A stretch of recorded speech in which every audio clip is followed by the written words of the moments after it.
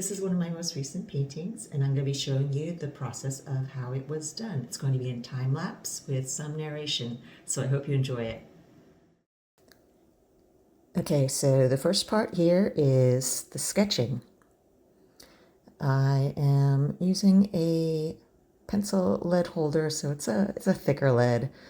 I'm just shaping the tree, so it's not something that I needed really fine detail, thin pencil for. And because I planned to do a lot of texturing layers and thick paint and stuff, I didn't want to have my tree sketch too pale and light, because I've found in the past that sometimes when I do this kind of treatment that I have planned for this piece, that the pencil sketch gets lost underneath all of the paint and the texture and the watercolor ground and the ink and everything else.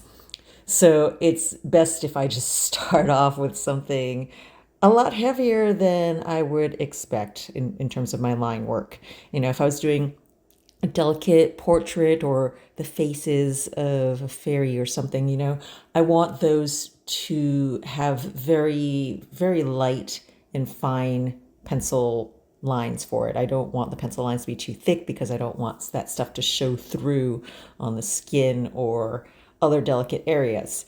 In the case of this one, that's not going to be a problem. So, you know, I do switch back and forth. There are moments like here where I'm working on the little foxes that I switch over to a finer tip mechanical pencil just so that I can work out the details of those elements.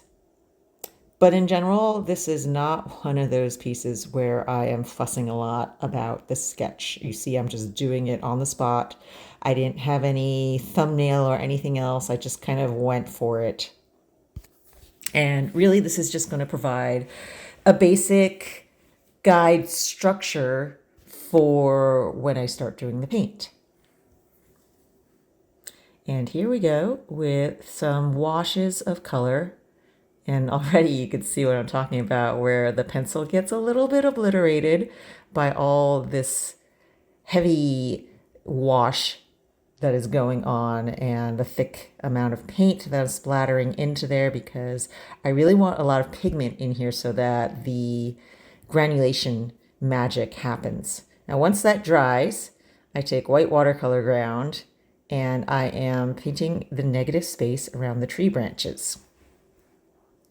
You see, I was very messy about that in the initial wash phase. I didn't really bother to keep into any lines or to follow too closely to my sketch. I actually wanted my wash and that initial setup to expand beyond the edges of my actual sketch, because this allows me then to go back here with the negative space, and it leaves less of a harsh edge to all of these forms, because the white watercolor ground is not truly opaque. You actually can see a little bit through it.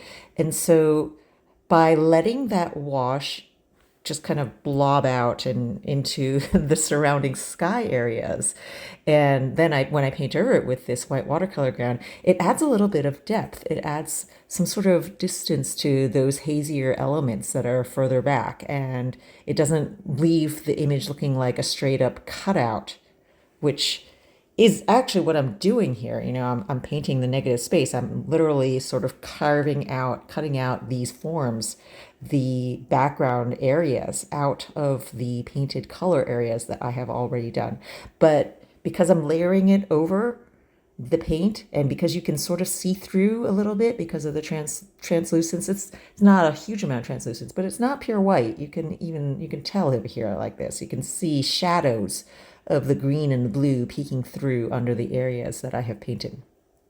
And once that dries, now I'm going to get truly messy. And I paint first this wash layer of some beautiful blue for the sky. Now I'm dotting in Winsor Newton Indian ink.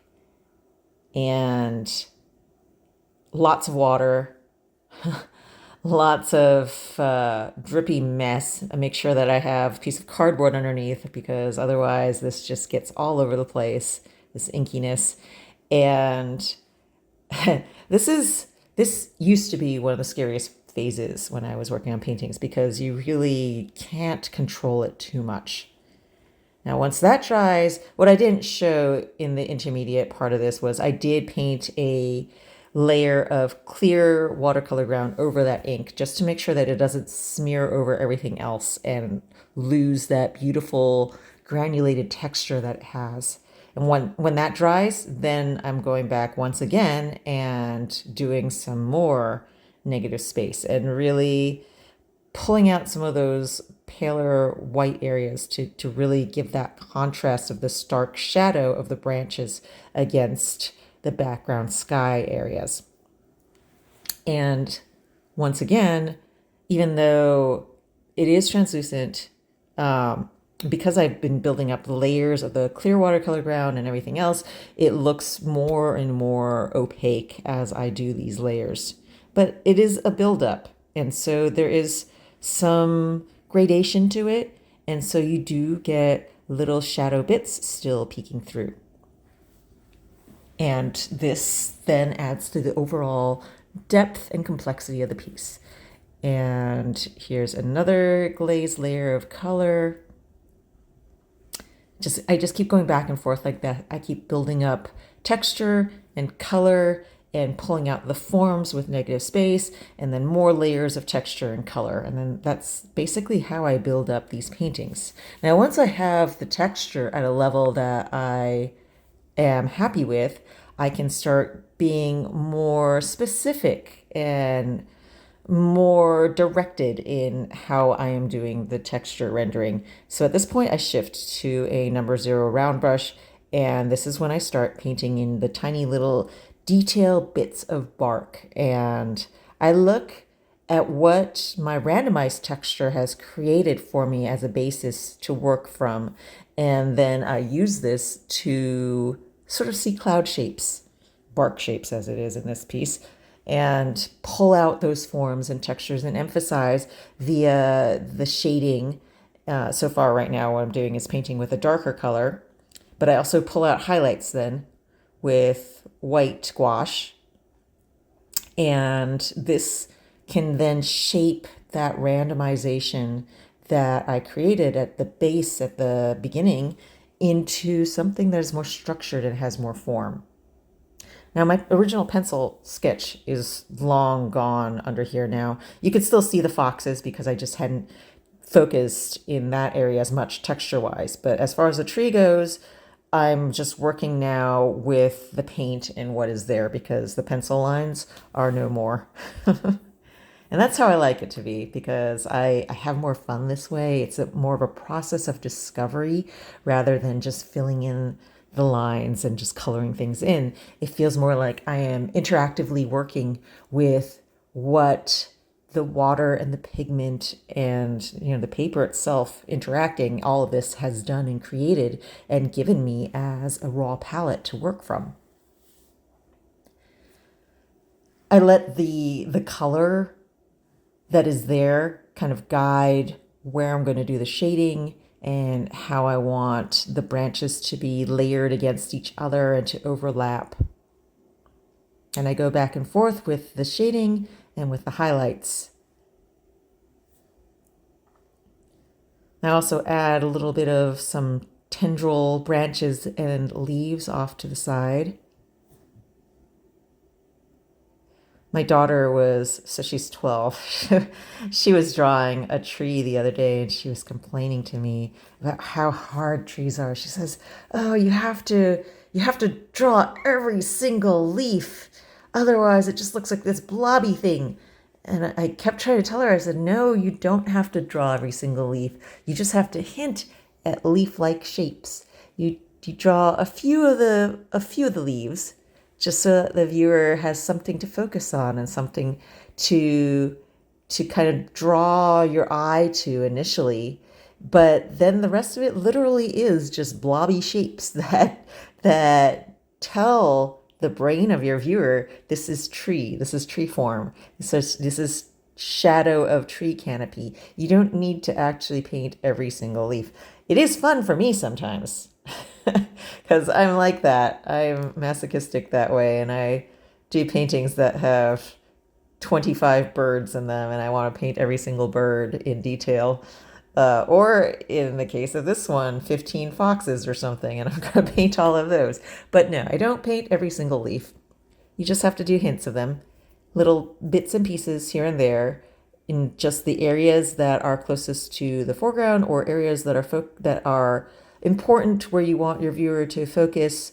And the rest of it is sort of atmospheric. The rest of it is just the hint and shadow of distant foliage, distant branches, distant leaves. And that's all you need to do in order to create this illusion for people.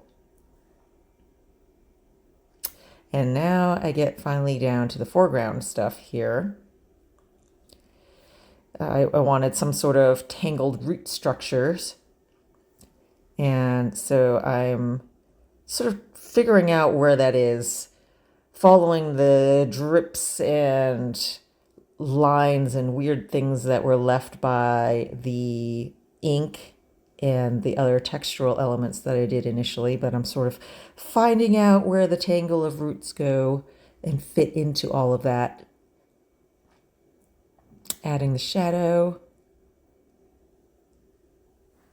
adding the rock formations and shapes, because this stuff is the closest to the foreground, so I'm going to need a little bit more detail than I did in the upper tree canopy areas, for example. It has to be more on the level of what I did with the bark of the main trunk of the tree.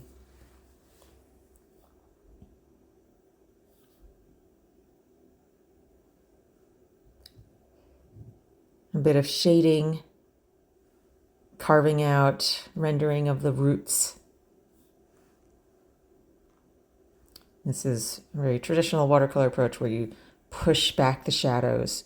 You have the highlights left as whatever's the palest and whitest on the page already, and then you just kind of push everything back. And so the shadows get deeper and deeper the more you work and the more you layer. Little bits of flowers and grass and things, finishing up the area around the foxes.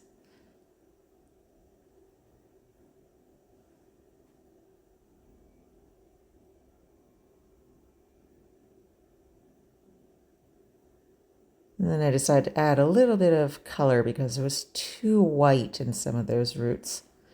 So it needed a little bit of tinting to them.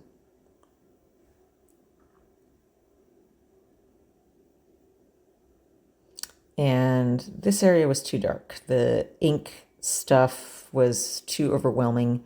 So I wanted to lighten it up. So I added a little bit of diluted white watercolor ground, and I'm letting that part dry while I continue on in the right side over here. The watercolor ground actually dries fairly quickly. The instructions, I think, on the jars always say leave them for half an hour. You really don't need to do that. It takes a few minutes, unless you apply it very, very thickly. And if I do that, if I apply a very thick layer of watercolor ground, then I usually will stick it out in the sunlight if it's a nice sunny day, or if it's a cold winter day, I stick it in front of the heater and it dries really quick. Now the foxes here, I do a base layer of this russet orange bright color. It's a beautiful contrast against the greens and the blues that I have so far in the painting. And then I take my number 0 round and I add these tiny little details, doing dry brush and a little bit of white gouache for the tip of the tails, because I did not leave them white of the page as I did this very messy background. So a little bit of highlighting there. Sometimes I use a white gel pen. White gel pens can be a little frustrating sometimes because they tend to dry out really easily, or they don't flow even though you can see that there's ink still inside it. Why won't you work? So gouache sometimes is a good substitute. It's not as bright white as the gel pens. I get asked all the time about the archivalness of the white gel pens. I've been using them for about 20 years. And I have some of those paintings from 20 years ago, and the white looks perfectly fine still. So that's as much as I can speak for. But You know, that's pretty good. All these little foxes. These guys are really tiny. They are maybe a centimeter tall. So this is just a lot of really teeny, tiny brush detail work that I'm doing here.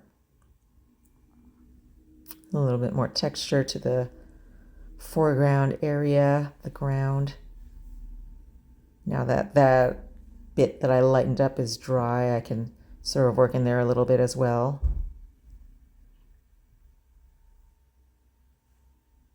More foxes, little white tips of their tails, some shading of their fur. I want to keep them bright. I want to keep their color in this very attention-grabbing contrast to the greens and blues. So I want to keep them fairly pure in that orange tone. I'm not using a ton of complementary color for shading, which I do sometimes when I'm working in a larger type of figurative area. But with something this tiny where I want them to really stand out, I'm really just using the pure orange and yellows. This is, the quinacridone gold, I think, is what I use mainly, and quinacridone burnt sienna. But these are very intense and bright colors.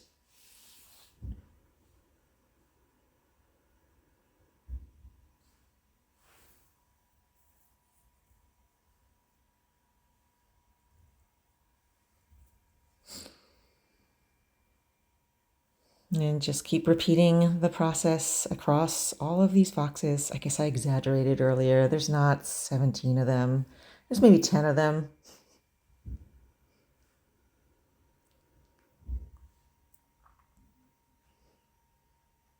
I find it fun to have the repetition of various elements in my paintings. I like the rhythm that it creates. So in this case, it's the rhythm of the bright orange contrast against these mossy green colors. And I like what that does for the composition. I like how it's they sort of feel like musical notes floating across the staff. And it has this flow and energy then to the painting, because you have these specks of orange color that surround this very earthy toned tree and the branches that are spreading up and above.